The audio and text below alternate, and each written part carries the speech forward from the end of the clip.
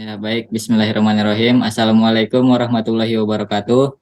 Selamat malam, selamat siang, dan selamat sore bagi teman-teman yang melihat video ini.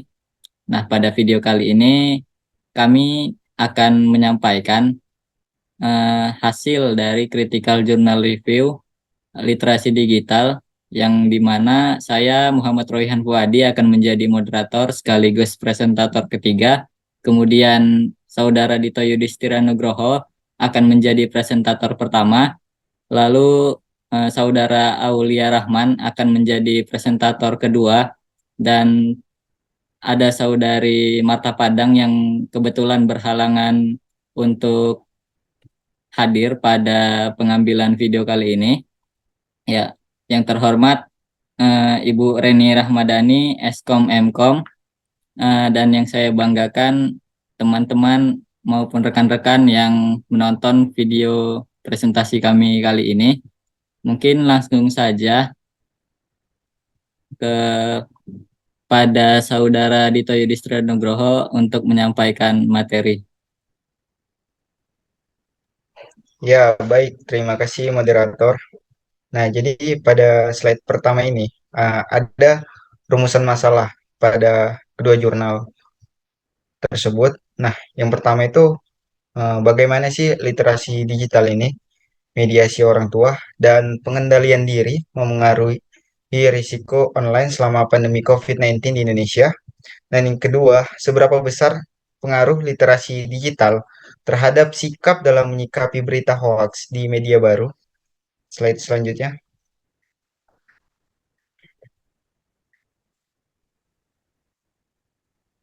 Nah, adapun identitas kedua jurnal. Yang pertama, identitas jurnal pertama. Judulnya itu Does Digital Literacy Influence Student Online Risks? Evidence from COVID-19. Nah, nama dari jurnal itu Jurnal Helion tahun 2021. Penulis Sigit Purnamah dan kawan-kawan. Penerbit Cepres Helion, Kota Yogyakarta, Indonesia, volume 7. Adapun identitas jurnal kedua, yaitu judulnya Digital Literasi Hoax Information in Indonesia Tourism Area. Nama jurnal Journal of Digital Marketing and Communication tahun 2022. Penulis Putri Kayes dan kawan-kawan. Penerbit Universitas Negeri Jakarta, Kota Jakarta, Indonesia, volume 2.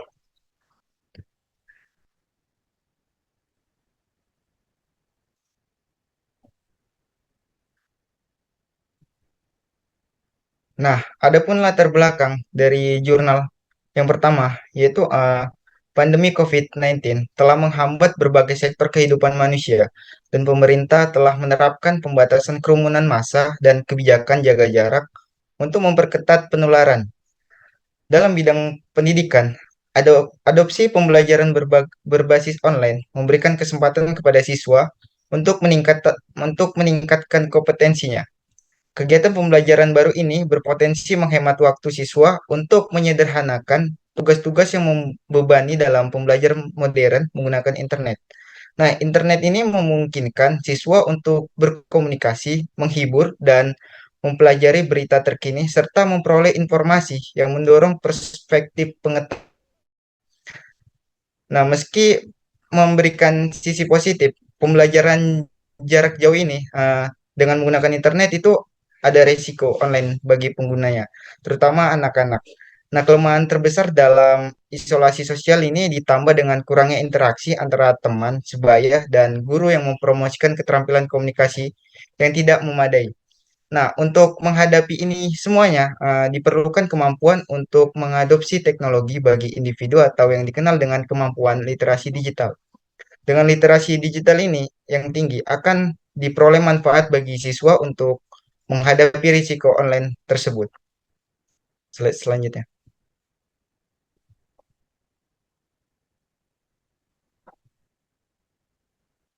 Nah, pada latar belakang jurnal kedua, eh, yaitu menurut Organisasi Pendidikan, Keilmuan dan Kebudayaan Perserikatan Bangsa-Bangsa atau PBB ini, Literasi digital berkaitan dengan kecakupan hidup atau life skill karena tidak hanya melibatkan teknologi, tetapi juga mencakup kemampuan untuk belajar, berpikir kritis, kreatif, dan inovatif untuk menghasilkan kompetensi digital.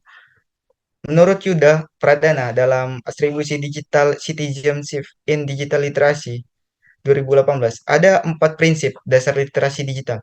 Nah, yang pertama adalah pemahaman, di mana masyarakat memiliki kemampuan untuk memahami informasi yang disajikan di internet sebagai media komunikasi, baik secara implisit maupun eksplisit. Kemudian ada saling ketergantungan dan saling melengkapi dari informasi yang disajikan. Kemudian ada juga peran sosial di dalamnya. Dan yang terakhir, ada kurasi atau kemampuan masyarakat dalam mengakses, memahami, dan menyimpan informasi untuk diolah sebagai pesan yang positif. Saat ini, kemampuan masyarakat dalam memahami informasi di ranah digital yang berkembang di jaringan internet sudah semakin maju. Mereka kini sudah dapat mengetahui mana informasi yang baik untuk mereka konsumsi dan mana yang tidak baik untuk mereka baca.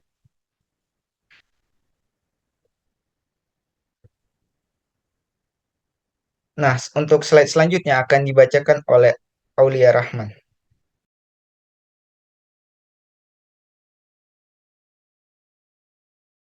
Nah, baik, saya akan melanjutkan presentasi. Yang pertama ada landasan teori jurnal. Yang pertama itu ada literasi digital dan resiko online. Akademis dan pembuat kebijakan percaya bahwa literasi digital perlu tertanam dalam kurikulum pendidikan. Konsep literasi digital menunjukkan hal yang sentral bagi siswa, terutamanya di masa pandemi COVID-19. Pendekatan pendidikan jarak jauh mendorong kemudahan akses dan kenyamanan kesempatan belajar, mendefinisikan literasi digital sebagai kemampuan untuk memperoleh pemahaman dari sumber daya komputer dan internet. Beberapa sarjana menegaskan bahwa literasi digital terkait di era dengan kemampuan kognitif sebagai studi pendahuluan oleh Muhammad Yeyani dan 2015 mencatat bahwa tingkat literasi digital seorang dapat mempengaruhi kinerja siswa dalam memfasilitasi penggunaan e-learning dan mengurangi dampak negatif dari aktivitas online.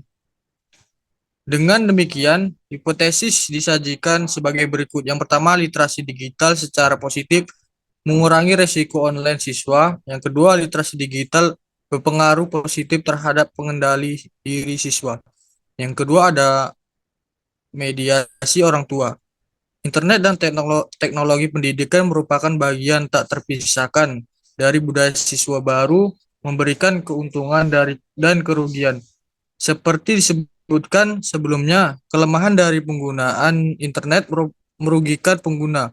Oleh karena itu, orang tua memiliki peran sentral dalam mempengaruhi perilaku anak atau yang dikenal dengan parental mediation.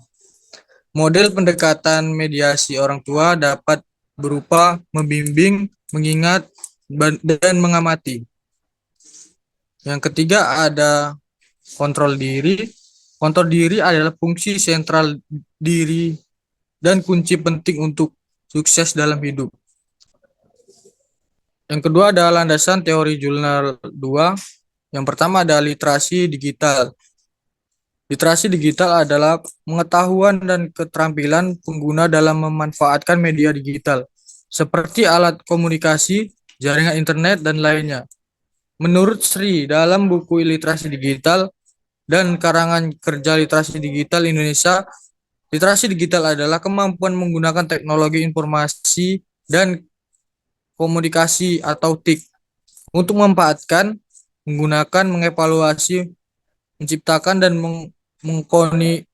mengkomunikasikan informasi atau konten dengan keterampilan kognitif dan teknis. Yang kedua ada literasi media. Literasi media ini adalah seperangkat perspektif yang digunakan secara aktif ketika mengakses media massa untuk memakai pesan yang ada. Literasi media juga merupakan kemampuan seorang dalam menggunakan beberapa media untuk mengakses, menganalisis, dan menghasilkan informasi untuk berbagai berbagai keperluan dalam kehidupan sehari-hari. Yang ketiga ada sikap dan respon. Sikap dan respon ini individu yang tertutup terhadap suatu respon atau objek, dan perwujudan dari sikap tersebut tidak dapat dilihat secara langsung, tetapi dapat ditafsirkan dengan perilaku yang tertutup tersebut. Sikap juga merupakan bentuk ketersediaan seorang untuk melakukan tindakan tertentu dan perilakunya tidak disebabkan oleh motif tertentu. Sikap mengandung dukungan individu dalam menentukan tindakan. Perasaan yang sangat emosional seperti senang, sedih, dan benci ataupun respon yang ditimbulkan terhadap suatu objek tertentu.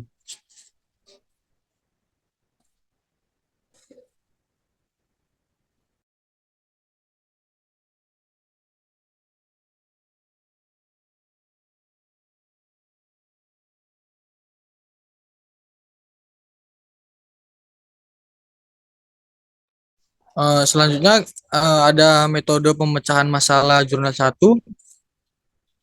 Penelitian ini mengandung pendekatan kuantitatif dengan survei cross-seksional di sekolah dasar terpilih di Yogyakarta, Indonesia. Alasan yang mendasari adalah bahwa Yogyakarta terkenal sebagai kota pendidikan di Indonesia untuk memenuhi resiko online siswa atau OR. Kami memasukkan beberapa variabel tersebut, literasi digital, dan mediasi orang tua, dengan kontrol diri sebagai variabel intervening. Data dalam servis ini dikumpulkan dari kuesioner online menggunakan aplikasi Google Forum yang dibagikan kepada responden sukarelawan. Penelitian ini dilakukan selama bulan September dan September sampai dengan Desember 2020. Penelitian ini diberikan kepada sekitar 300 responden dan hanya ditemukan 90,67% kuesioner yang dapat digunakan untuk analisis lebih lanjut. Responden sukarela diminta anonimatisnya dan Universitas Islam Negeri Sunan Kalijaga melakukan isu etika dalam penelitian ini. Yang kedua, metode pemecahan masalah jurnal 2. Metode yang digunakan adalah dengan pendekatan kuantitatif. Penelitian kuantitatif didefinisikan oleh Malhotra sebagai metode penelitian yang berusaha mengkuantifikasikan data dan biasanya menggunakan analisis statistik tertentu. Penelitian kuantitatif adalah upaya seorang penelitian untuk menemukan pengetahuan dengan menyajikan data dalam bentuk angka. Angka yang diperoleh digunakan untuk melakukan analisis informasi. Tujuannya adalah untuk membantu dalam menarik kesimpulan atau apa ini?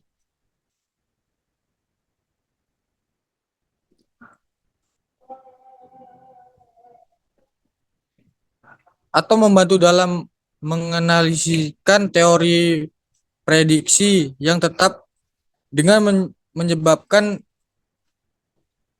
kuesioner kepada 211 responden. Hasil validasi literasi media atau KOM sebesar 0,876 dengan nilai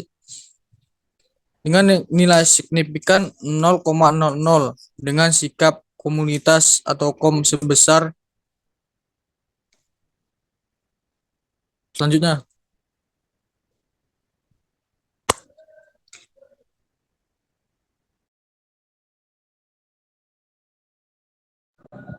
Selanjutnya akan dilanjutkan oleh Muhammad Rohan Puadi. Ya, baik, terima kasih. Selanjutnya berdasarkan metode yang digunakan untuk menyelesaikan masalah dari jurnal 1 dan kemudian dengan metode tersebut mendapatkan hasil analisis terkait dengan karakteristik responden. Di situ terdapat responden siswa SD yang dimana usianya dari usia 10 tahun sampai dengan 11 tahun dengan kelas 4 sampai dengan kelas 6. Kemudian terdapat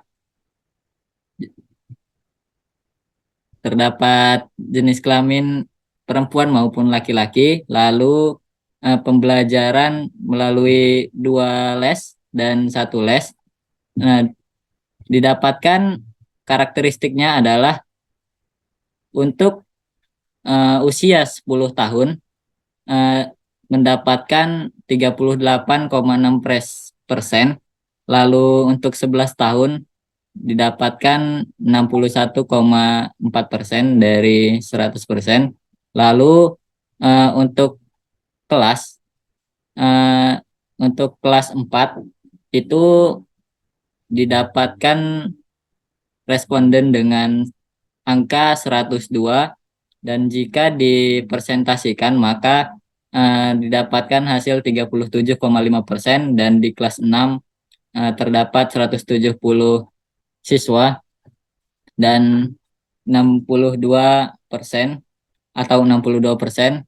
Lalu hampir kebanyakan jenis kelamin perempuan dengan angka 174 atau 63,97%, dan jenis kelamin laki-laki adalah 98 siswa dengan persentase 36,03%, dan di saat 1 les itu siswa yang responden terdapat 112 dengan persentase 41,17%, lalu 2 les dengan kelas 2 les terdapat siswa 160 dengan 58,83%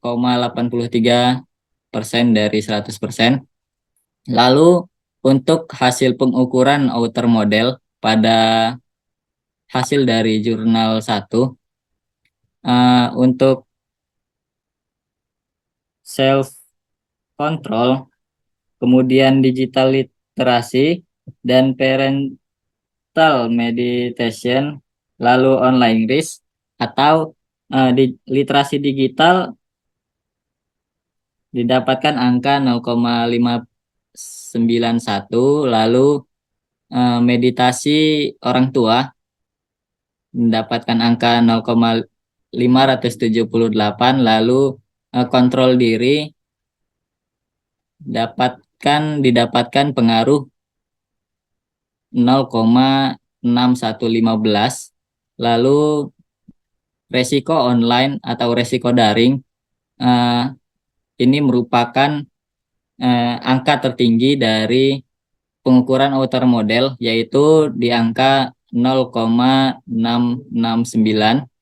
Lalu hasil analisis jurnal 1 yang lain adalah rasio heterotrait, monotrait, dan hasil pengujian hipotesis.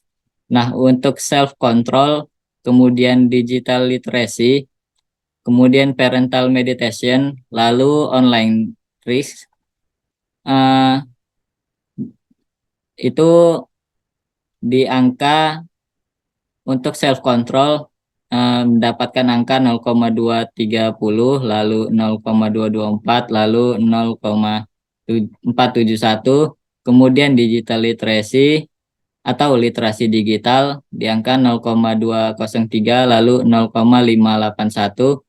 Kemudian untuk parental meditation atau meditasi orang tua itu didapatkan pada angka 0,330 dengan dampak atau resiko online. Lalu untuk hasil dari rasio heterotrade dan monotrade-nya dapat dilihat di tabel dengan decision untuk H3 itu ditolak.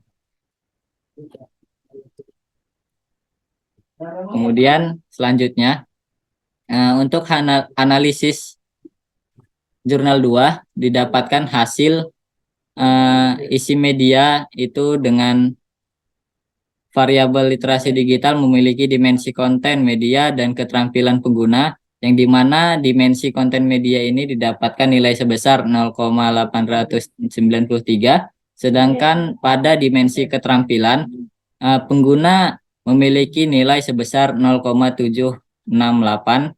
Lalu konten media dapat diartikan sebagai bentuk penyajian informasi atau berita yang berkaitan dengan kegiatan jurnalistik, baik yang dimuat di media cetak, media elektronik, maupun media online. Nah, isi media yang banyak dikenal masyarakat adalah berita. Padahal ada banyak sekali ya isi media yang lain seperti media editorial, kemudian media pojok, dan media lainnya.